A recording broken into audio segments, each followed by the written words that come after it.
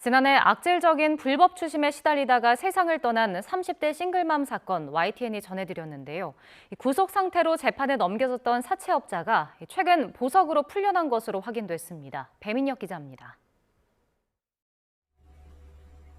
불법 추심에 시달리다가 6살 난 딸을 두고 세상을 떠난 싱글맘 사건으로 재판을 받던 사채업자 김모 씨가 보석으로 풀려났습니다.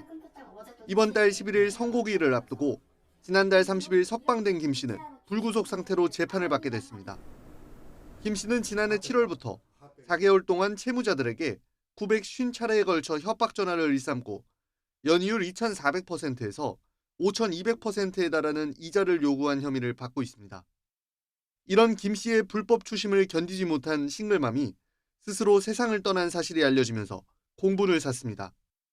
검찰은 지난 5월 결심 공판에서 김 씨에 대해 징역 7년을 선고해달라고 재판부에 요청했습니다.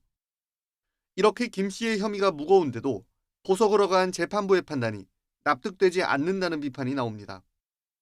불법 추심처럼 피해자나 가족들이 협박의 대상이 될 수 있는 경우 구속 상태를 유지해야 하는 것 아니냐는 우려입니다.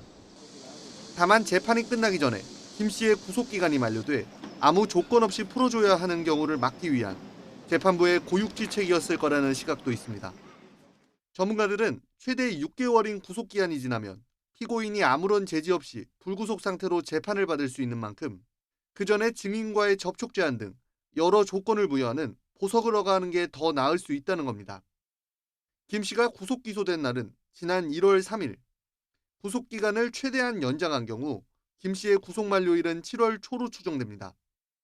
그런데 선고기일을 앞두고 검찰에서 변론 재개를 신청해 이달 27일 공판기일이 다시 잡힌 만큼 구속기한 무렵까지 재판이 계속될 가능성이 커진 상황입니다. 검찰은 기존 피해자 6명에 추가 피해자 1명을 추가하기 위해 변론 재개를 신청한 것으로 전해졌는데 김 씨 측은 해당 건은 김 씨와 무관한 사안이라고 주장하는 것으로 알려졌습니다. 사건이 알려진 뒤 서민들을 대상으로 한 불법 사채와 추심을 뿌리 뽑기 위한 사회적 노력이 이어진 가운데 재판 결과에도 관심이 모아지고 있습니다. YTN 배민혁입니다.